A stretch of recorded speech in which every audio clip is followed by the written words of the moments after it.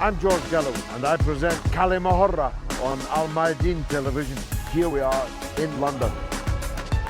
I speak my words freely, either in Parliament, on television, here on the streets of London.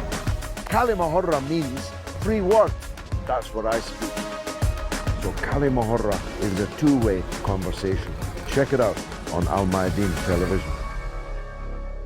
Welcome to Kalima Horra with me, George Galloway, on Mayadeen television. Coming to you from London, but discussing an issue that has crossed the entire world. The coronavirus 19 has cut a swathe through humanity. In all countries, though, in some countries more than other. Amongst all communities, though, in some communities more than other.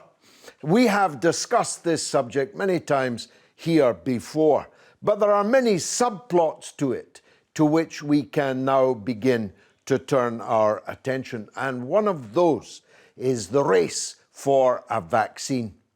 Vaccines are a very, very good thing. Without them, humanity would have been in deep trouble from ancient, historic, traditional diseases like tuberculosis, like polio. I myself, as a child, had not an injection but a sugar lump because all around me, young children were being crippled and stunted by polio. Vaccination is a tried and tested way that medicine has found to combat deadly diseases. But that doesn't mean that every vaccine is a good thing. It doesn't mean that those who profit, and profit mightily, have all of our best interests at heart when developing vaccines. And over the course of the last couple of decades, the public has begun to fall out of love with vaccines. And that cannot be separated from the fear and loathing of big pharmaceutical giants whose purpose is not to make humanity less sick, but to make their own bank balances more fat. And in the race for a vaccine against COVID-19, there have been the old Cold War divisions. Russia, for example, developed the first and still the best of all the vaccines, Sputnik 5. In a sane world, it would have been rolled out in the last year, never mind this, across the whole world, but it was not, because countries like Britain and the United States simply would not countenance purchasing a Russian-made vaccine. China made an excellent vaccine, and very early, and not just one, but 5 Chinese vaccines have been proven efficacious around the world. Even in Western countries, there was cutthroat competition between the big pharmaceutical giants and between countries who were, even when they were in alliance together in the European Union, for example, determined to cut each other's throats and get the lion's share of the vaccine for themselves. Some countries, like Hungary, despairing of getting the Western vaccines in sufficient quantity, began to go around the back of the European Union and deal with countries like Russia and China to get them. So there's been a vaccine war, or a race at least, to get the biggest market share. Imagine we're talking about market shares when humanity itself faces a potentially existential crisis with this pandemic. I'm joined by a group of distinguished experts. I'm merely the enthusiastic amateur in these affairs. Dr. Niall McRae is a senior lecturer in mental health at King's College in London and is a prolific author. Dr. Niall, thanks for joining us. Give us your overview about the vaccination issue in relation to COVID-19. Well, you used the term tried and tested, George, a few moments ago. And the thing is that these vaccines are not properly tried and tested. It normally takes 7 to 10 years to develop an effective vaccine. And what needs to be tested is not just the effectiveness of that vaccine, but also its safety. What we've got now is a mass experiment going on. So the drug companies and governments have decided that these vaccines are safe. Well, no vaccine is perfectly safe because we know that people have anaphylactic shock and there's various neurological symptoms that people can get from any vaccine, even the ones that are tried and tested, like meningitis, for example. But the COVID vaccine has been rushed. It's been rushed and they've been brought out under emergency provisions. The long-term effects of these vaccines, the Pfizer one, for example, won't be reported until 2023. This is a vaccine that millions and millions of people around the world are taking. Of course, this is very good for Pfizer. What sort of things do we need to worry about? Well, we need to worry about the short-term effects, where we've already got evidence from care homes in Britain and Germany and Norway, and in small countries that have vaccinated the whole population, like Gibraltar and United Arab Emirates, where it's quite clear that there's a 1 to 3 week period in time where, due to the lowering of the lymphocyte depletion, people are more vulnerable to the very disease that they're being vaccinated against.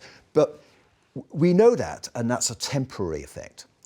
What we don't know is the long-term effects. And when I see government ministers and their scientific advisors say these vaccines are perfectly safe for all, my blood boils.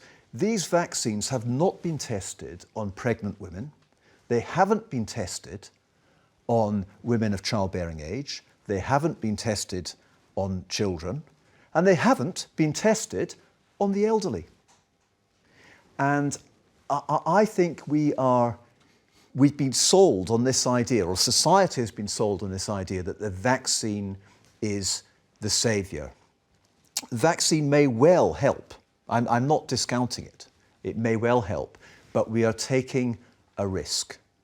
And I think that risk needs to be given much more consideration than it's currently given in the mainstream media, which are just acting as lackeys, as propaganda tools for governments. What choice did we have, though? This was a potentially existential challenge. This could have wiped out tens, scores of millions of people around the world. What are you going to do? Wait 7 to 10 years until we've satisfied every question that you've raised there? It has been a serious respiratory infection, not quite as bad as is made out. I mean, in Britain there is a death toll, which sounds horrific. 120,000, I think we've got. That's a large number. But many of that 120,000 did not die of COVID-19.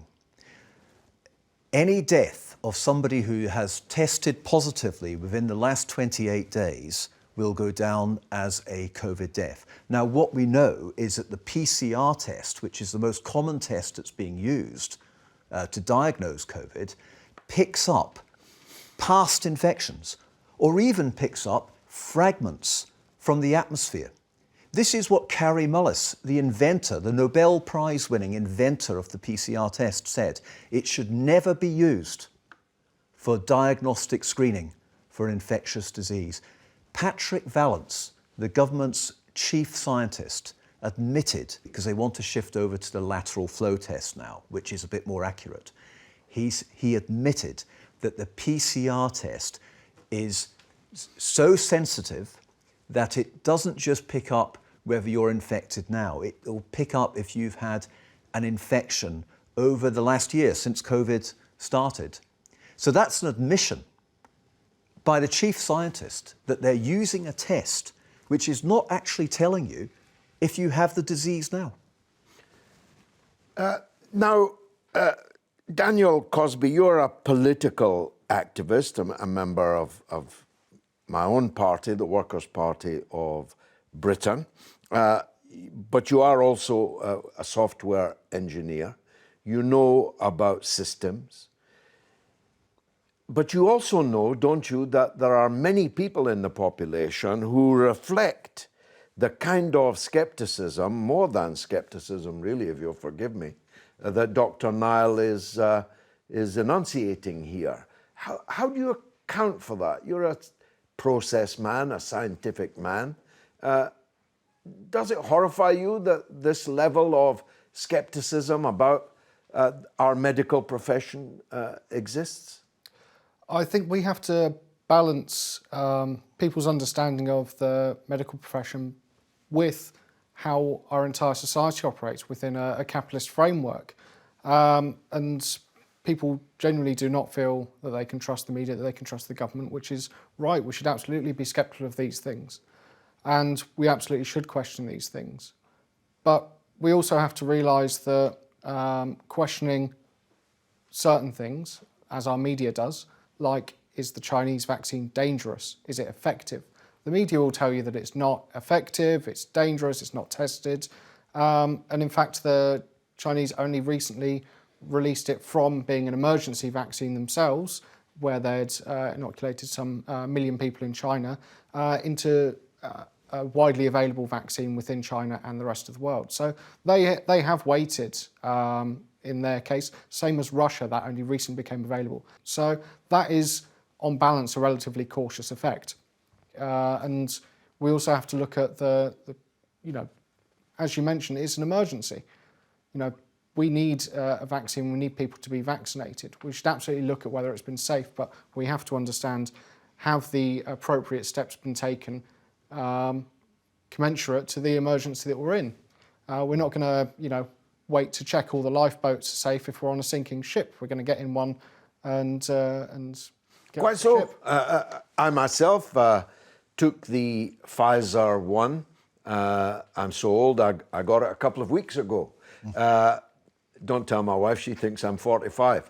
But I would have taken the Russian one. I offered to take it on air because I trusted the manufacturers of the Russian vaccine. You make the point about capitalism, but and of course you're right, but Cuba made a vaccine, China made a vaccine, Russia made a vaccine. These are not part of the international capitalist conspiracy, are they? No, but that's where the profit motive comes in. So we're looking at the US and European media launching an all-out war against these vaccines in these countries to say that, these can't be trusted, we're the best, you should buy from us. Mark Wadsworth, you too are a political activist, a very long-standing member of the Labour Party, before being grotesquely, unfairly expelled from it on fake charges of anti-Semitism, like many others, I should say. Now, I made the point, and Daniel's just underscored it, there are many parts of the world that can't get access to the vaccines, so these debates we're having are slightly esoteric. But there are also parts of our own Western societies where skepticism about vaccination seems extraordinarily high. Ethnic minority communities in Britain, for example, have been disproportionately badly affected by the coronavirus, yet are disproportionately resistant to getting the vaccination. Your explanation, please. Well, first of all, you mentioned the disproportionality, that black people, if you saw the first pictures in the media of victims of COVID-19 way back in March last year, you saw a sea of African, Caribbean and Asian faces. And so that was because black people are in the front line of the National Health Service. They haven't been given proper protective equipment. They're public facing. And so therefore they were the first victims. Having said that, there is a hesitancy, that's what it's called these days, that's the trendy word, for resistance to taking the vaccine because of the history of medical racism. We only have to turn our minds back to the Tuskegee experiment in the United States that you'll be familiar with. I'm not, tell me. Where black men, African Caribbean, African American men in the US were injected with syphilis, and many of them died. as a result of that experimentation. And that was way back several decades ago. And only recently has the American government issued an apology to their families. And so there's a big, cynicism, skepticism. Are we going to be experimented on again?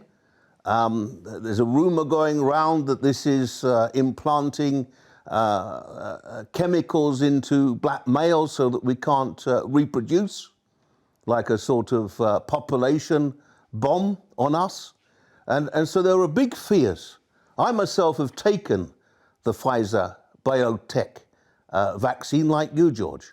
And we should remember that it was produced by two migrants, a couple from originally Turkey who went to Germany. And, Kurdish people from Turkey. That's right, yes. And we get a hell of a kicking in the so-called West, in the Northern Hemisphere, as migrants and children of migrants. And yet, in a way, you can see we're helping to save people in the world. Yet, only 10 countries in the world have taken 75% of the vaccines. There are 150 countries, mainly in the global south, that haven't had a single vaccine delivered to them. And they are relying on China, they are relying on Russia for supplies in the future, and India, in fact. And so my view is that, yes, there are risks attached, but we take a flu vaccine. I do every year. Smallpox was eliminated with vaccines, yellow fever. You talked about, what was it you mentioned? Polio. Polio. Children in iron lungs when we were young. You see, you took a sugar lump. Yeah. Later it was an injection. Tetanus. Yeah. Another example. And so we need to be protected, and we can't shy away from the fact that we are dying in big numbers. And so, if there isn't an attack on what we call in the grassroots black left vaccine nationalism, that is that the West is hogging and hoarding the vaccines, then all hell will break loose in terms of what will happen to those populations. Let's go across to the United States. Alexis Baden-Meyer is in Washington, D.C. She's the political director of the Organic Consumers Association, Regeneration International USA. Now, Alexis is another skeptic on the level of effectiveness of the vaccine and also on its fair distribution. Welcome, Alexis. Thank you so much for having me, George. Is there currently a war around the world in the race to get vaccines? Yes, I think that we have been put in a position where it's all or nothing. We have been told we need to shut everything down until there's a vaccine.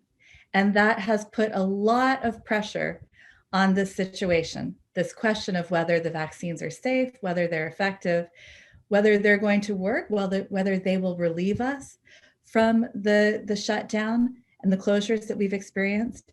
So yes, I think that it's especially heightened because it's been promoted as really the only solution to relieving us from lockdowns is to vaccinate. And that's where I have the big disagreement with vaccination. It's not that I am opposed to vaccinations in general, or that I'm particularly concerned about their safety or effectiveness. What I am concerned about is that we've taken on this all or nothing public health approach.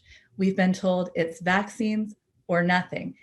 And I don't think that's true. And what I would like to see is, even now, I think that we could save lives by doing more testing, by using cheap, effective antiviral medications like ivermectin, and by boosting our population's health. Now, I work for the Organic Consumers Association, so of course, we would have liked everyone to have been eating organic, toxin-free, nutrient-dense food last year or forever. So I would like to see a more comprehensive public health approach than just this shutdowns, vaccines, all or nothing system. Is it true that developed nations are stockpiling over 1 billion doses of vaccines? Well, unfortunately, I'm jaded enough to believe that it's about corporate interest. I wrote an article about Bill Gates, and the conclusion I came to in writing that article is that he was more concerned about the profits of the vaccine companies that he's invested in than he was about public health. So that's the model that I'm seeing. It's all about corporate profits. So if you have something cheap, off patent, like hydroxychloroquine, that's not going to make anybody any money. You know, vitamin C, vitamin D, that's not going to make anyone any money. In your view, has the vaccine been politicized by the media? Well, I've never said that there's no point in vaccination. But what I see that is troubling is that it's complete lockdown until we can have a vaccination. And that just simply factually was never the case. And it was never enough to protect the people who needed to be protected. I work in food and agriculture. There's an organization called the Food and Environment Reporting Network. They've been tracking COVID cases and COVID deaths in meatpacking facilities, on farms, and in food processing. And you know, it's just been a complete crisis in the United States. And that's because the companies, Tyson, JBS, National Beef, Cargill, Smithfield, they were told by the federal government that their workers' health was not their responsibility, that they would see no liability if there were COVID cases or COVID deaths among their workforce. And therefore, they did not test their workers. They did not provide paid sick leave. They pressured their workers to work when they were sick. And this is going now. Will you yourself take the vaccine? I thought you might ask me that, and I've been thinking about that all morning.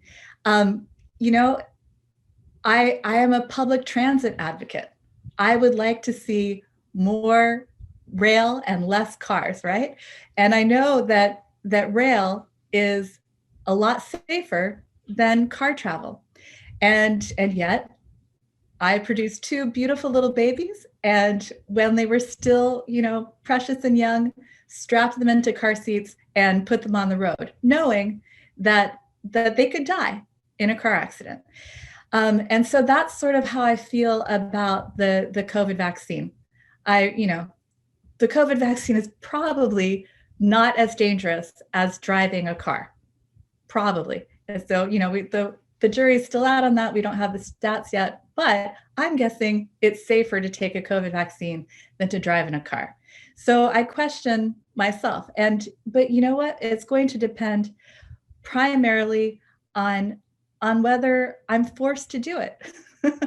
That's not a great situation. I think that our medical decisions should be voluntary. And I don't think that folks should be forced to get vaccinations. I think that we have to have public health protocols that, you know, might sometimes separate vaccinated from unvaccinated people. But normally for general life, I don't think that's necessary. And I don't think we should all be forced to take vaccines. Much more of that coming up after the break. Stay tuned.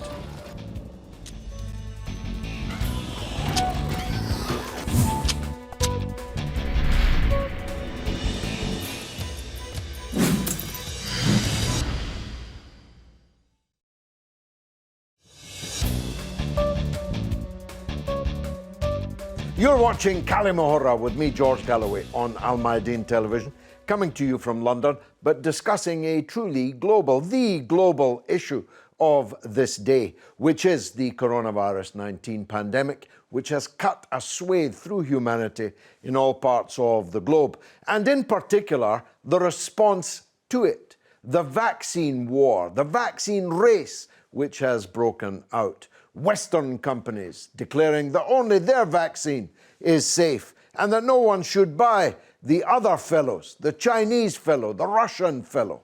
And the problem between North and South, where the rich northern countries are buying up all the vaccine stocks, leaving the South to wait until they can be afforded some of the precious vaccines. In the South, they're turning to Russia and China, which brought out the first vaccines, arguably the best vaccines on current form, at least. Maybe that these Western vaccines will outstrip them. Who knows? We can't compare in the West because we're not allowed to buy Chinese or Russian vaccines. And then the question has just been posed by our American academic. Are vaccines the best response in any case? Certainly, Dr. Nile, were the vaccines the only response? That was essentially the point that was being made from Washington, was it? That it was this all or nothing approach that was the main problem. Yes, and the problem is that these vaccines, as I mentioned earlier, have not been properly tested yet. And I have some serious scientific and ethical concerns about the vaccine. For 11 years, I sat on an NHS ethics committee. I was also a clinical trial manager for 4 years. So I know about clinical trials, and I know about the ethics of research participants taking the risk, because everyone takes a risk when they go into a drug trial. Everyone takes a risk when they take a drug. Drugs can all have side effects. Vaccines can all have adverse reactions. But normally we weigh up the pros and cons, and we're guided by doctors, we're guided by experts as to what is the best thing for us to do. Now, scientifically and ethically, there's big problems. Scientifically, there's problems about the effectiveness, there's problems about the harms. But ethically, I've got even more concern. Anyone taking part in a vaccine trial, and to some extent, you, George, are taking part in a vaccine trial by taking that Pfizer jab. And luckily, you haven't had any adverse reactions. I didn't even feel it going in. Right. It was absolutely Right. flawless. But obviously, some people are having adverse events. There's been thousands reported on the MHRA yellow card system, and there's been, there have actually been hundreds of deaths reported within 2 weeks of taking the vaccine. Patients need to have informed consent. And what's happening with the vaccine is that it's neither informed, nor is it consent, nor is it choice. It's not informed. Well, it is choice. You're not forced to have it. Right, at the moment. Now, then, at the moment, as it stands, people are not able to exercise informed consent, or the large bulk of society who don't read medical papers and that sort of thing. All they're getting for information is state propaganda. And that state propaganda is hugely funded by the Bill and Melinda Gates Foundation. Millions and millions of pounds are put into the BBC. Millions of pounds go into the Imperial College that got us into the lockdown in the first place. Millions and millions of pounds go into Oxford University's vaccine group. And of course, government ministers and scientific advisors, many of them have huge investments in these drug companies. But I'm sort of going off. I want to talk about it. So we're not really informed. People are not really informed because they're not hearing about but the doctor, side effects. Are we ever really informed? I mean, if I had a problem with my computer, I would ask someone who knows about computers to fix it. I have a problem with my health, or potentially, I trust my doctor. But Isn't that the way it works? Would you trust Matt Hancock? No, but I trust my doctor. And my doctor tells me to get a flu jab. My doctor tells me to get this Pfizer injection, and I trust her. Okay. Well, the other thing is about choice. And at the moment, no one is being forced to take this vaccine, although there have been some concerns about elderly people in care homes being given it even when they didn't actually choose to take it. But no one's being forced at the moment. That is likely to change. We've got some employers talking about no jab, no job. We've got the vaccine passport, and the vaccine passport will not just be for travel. It looks like it's going to be used for your ability to go to the theatre, to the library, to the pub. The British government have said that they have no plans to introduce such a vaccine passport. You believe them? Actually, I do, yes. You're on record believing the government is not going to bring in a vaccine passport. Yeah, I'm on record. Yep. Okay.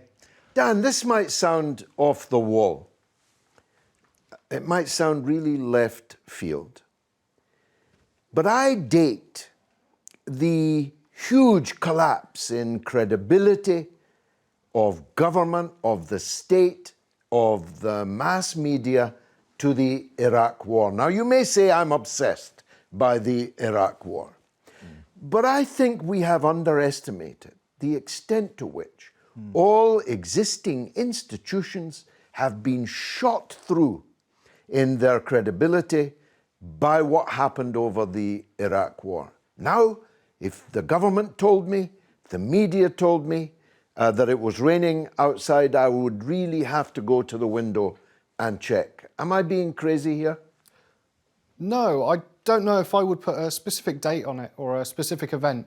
It's been a long series of events that have chipped away, and I would put it back to sound like a typical lefty, Margaret Thatcher. That really was the period when we changed from having a functioning social welfare state into outright neoliberal policies, where every aspect of society was being chipped away and eroded, from the NHS to libraries to school meals, everything that makes up the kind of social welfare state that we had. And what replaced it was a series of privatisations of all these things and companies looking to make profit. So suddenly, normal people were unable to access all the things that helped them enjoy a normal and full life, and instead they were being lied to through the media and by the government about how life would be made better by all these little privatisations. All these companies would come in and take care of you, and you wouldn't have to pay for it at first. But now you have to pay for every little thing, and the quality is worse because these companies are out looking for a profit. And you know, these adventures in Iraq, Afghanistan, and all over the world, built on by lies, again, does nothing to help the credibility of the government and media. Let's hear from Dr. Evans Agilisopoulos from London.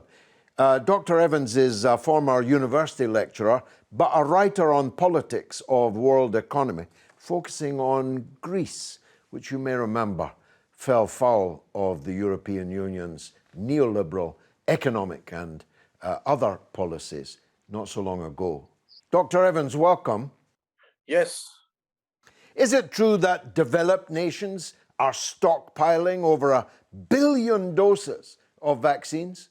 Big Pharma are mainly based in the big countries of the West, and they're obviously trying to use vaccine diplomacy as a weapon against poorer countries and in competition, in particular, with the Russian Sputnik vaccine and the 5 Chinese vaccines. So I presume they are stockpiling, one, to try and keep the price high, and two, as a way of pushing their diplomatic agenda with this vaccine. Is there a kind of war going on around the world to get more stocks of COVID vaccines? Well, the main company that I've looked at, which is Pfizer, which is the one which is leading the vaccine rollout in the UK and is the number one on the planet, has had a lot of lawsuits against it for dodgy medicine. They've had to pay $2.5 billion fines in the USA, and Nigeria has also started a $7.5 billion lawsuit against them. They've also been found guilty, if I'm not mistaken, in around 8 countries for bribing doctors for their vaccine. So it's not that these companies are 100% trustworthy, and they've also managed to agree with every European government that no one can complain about the vaccine if something goes wrong. And we've already had many instances of people who have taken the vaccine and they've had problems up to and including death. What about the politicization of the vaccines by the media? The main question is this vaccine rollout actually linked to a health virus, or is it about the fourth industrial revolution and what they've announced in Davos, which is basically automating production around the world and making billionaires more and more richer? And they're going to use vaccine diplomacy as a way of controlling populations.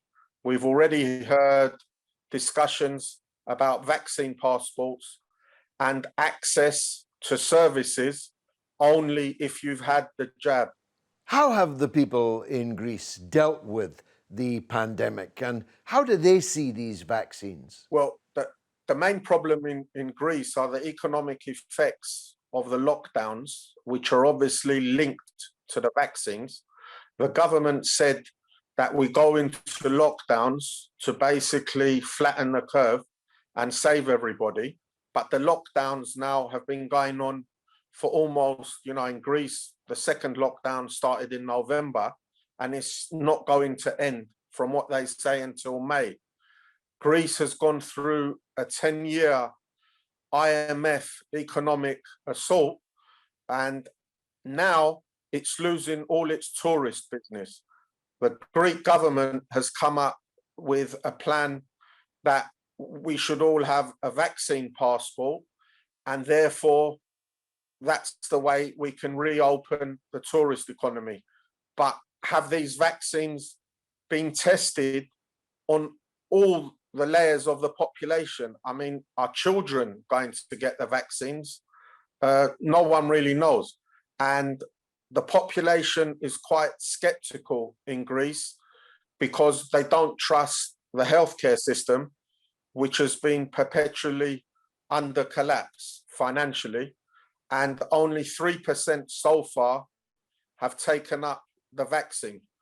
So a lot of people are very frightened of what effects it might have in the long term, because it's only just appeared. We can remember thalidomide in the 1960s. It was rolled out in 1960, but its full effects were around 1965. And what is the cost of places like Greece of this lockdown? I can't see a viable economic solution to this problem, primarily because most industries were closed in the last 2 decades because of globalization. And the only industry that was left was basic farming and the tourist industry. Tourism in 2020 was at around 8% of 2019. So the Greek government only collected around 4 billion euros in tourist income. If this continues for 2021, and then again in 2022, the country will be totally bankrupt. There's no way out of this. I'm sure Germany will bail them out like they did the last time. Not. That's right up your street, Doctor, that kind of, shall we call it, skepticism? Well, I think we should all be skeptics. And isn't it funny how in this COVID situation we're in at the moment, under the COVID regime, as I call it, that skeptics are being hounded, skeptics are being vilified for asking legitimate questions. There's this term, anti-vaxxer, I'm sure you've heard of it. Anti-vaxxer is used as a cheap slur against not just people who are completely extreme, they're against any vaccine for anything. There are such people. There are, and they're a small minority. I'm not against all vaccines. I've had vaccines, my children have had vaccines, but I have got scientific and ethical concerns that I believe are completely legitimate. And at the moment, we're not getting any debate on the mainstream media at all. Except here on Kalima Horra. But the point that he made there is gainsaid by the practical outcomes. I'm aware, you're more aware as a specialist in mental health, of the opportunity cost of lockdown. the damage to people's mental health, the damage to the economy, therefore the long-term damage to people's well-being and so on, of course. But we're in the middle of a lockdown here now in Britain, which has dramatically reduced the number of cases, the number of hospitalizations, and the number of deaths. That cannot be denied. I think it can be denied completely. If you look at a bad flu season, you might get a spike in December, you might get a spike in January or February. It changes. And we have years where we don't have very much flu. 2018, 2019, and 2019-20 were both actually quite low for flu. With a flu season, the flu virus naturally hits a peak and then it starts to decline. Now, obviously, there's a flu vaccine that some people are taking, but we know that the flu vaccine is only partially effective. Now, the first flu vaccine was developed in 1931, and here we are, nearly 100 years on, and they still cannot perfect a flu vaccine. Flu vaccines are often only about 30% effective. No one has ever developed an effective coronavirus vaccine in decades of trying. And this is why they've gone for this novel technology. The Pfizer jab, which you took, and you took, Mark, in a way it's not really a vaccine. It's actually gene technology. So some messenger RNA is inserted into the cells in your body so that the cells produce a protein that will then kick off antibodies. It's not like a normal vaccine. A normal vaccine is where a small amount of the disease is given to you, and your immune system then can fight it and recognize it so that it knows how to deal with this disease if it ever happens again. These messenger RNA vaccines that Pfizer has produced and some other companies, we're in uncharted territory here. Sure. We can help each other out at the end of this broadcast, because he's got me doubting. Looks like it, doesn't it, George? For someone your age and mine, there's an extraordinary déjà vu here. The original Sputnik shocked the world. The Americans, the British, had no idea that the then Soviet Union could send a spacecraft up to orbit the Earth. They were shaken rigid by it. The Sputnik vaccine is having something of the same effect.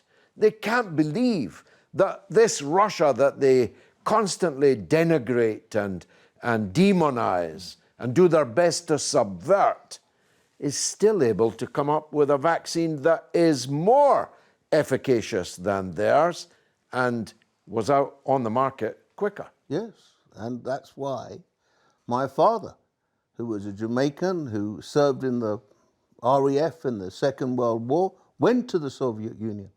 He went to Cuba during the time of Batista and helped in the struggle to get Castro in as the leader.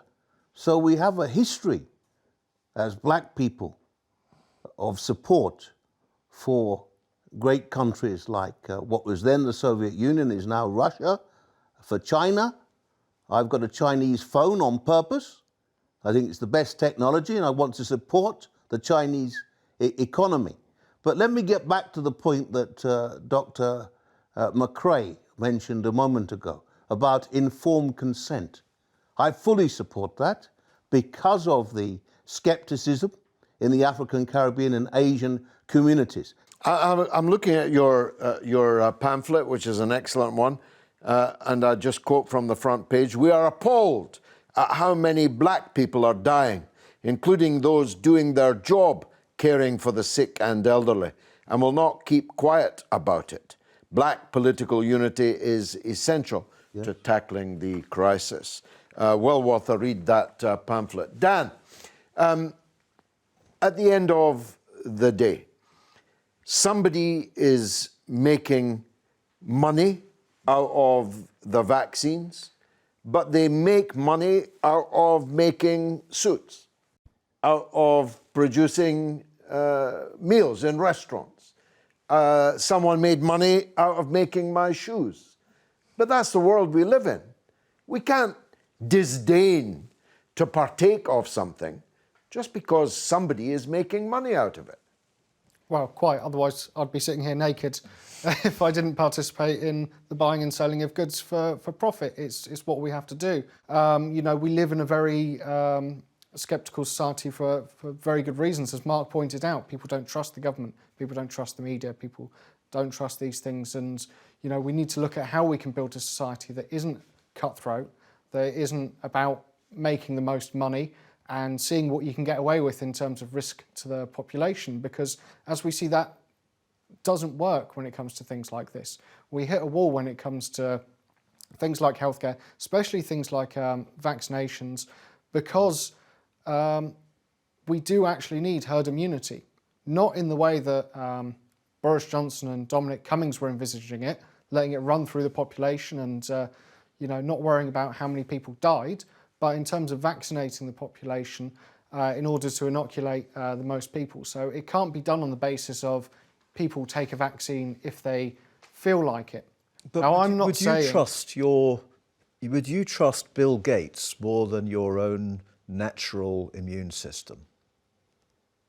Why do you have this thing about Bill Gates? Well, I think Bill Gates is on a mission.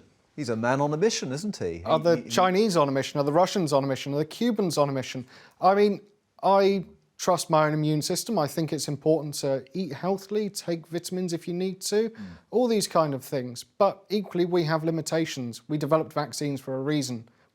So we should be very sceptical of this cutthroat competition. But we're right to be suspicious of Big Pharma. Yes, of course. If you look at AstraZeneca, which is the great white hope from Oxford, they're charging South Africa twice as much as they're charging countries for the vaccine in the north, the west.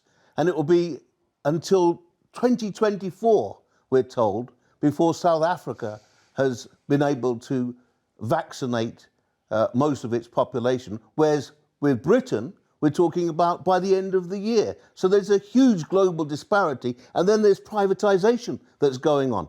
Not just the Bill Gates of this world, but the Richard Bransons and Virgin that are in the health service and profiteering with the support and active promotion of the Tory government. But Mark, look, I'm all for scepticism. That's what this show is all about. Kalima Horra. That's what this show is all about.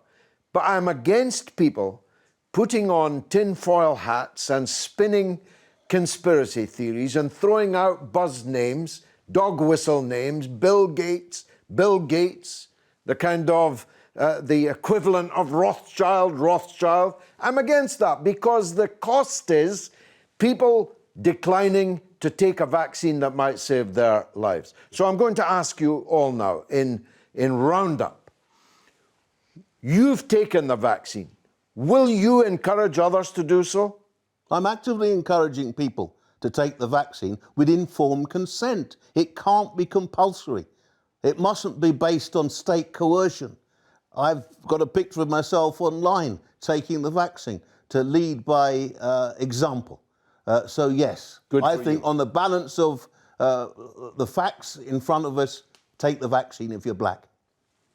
Daniel, you're a young man. They haven't got around to you yet for sure, but will you take it if offered it? It should be several months, but yes, I will take it. I think we have to be sceptical about the government, the media, the systems we live in.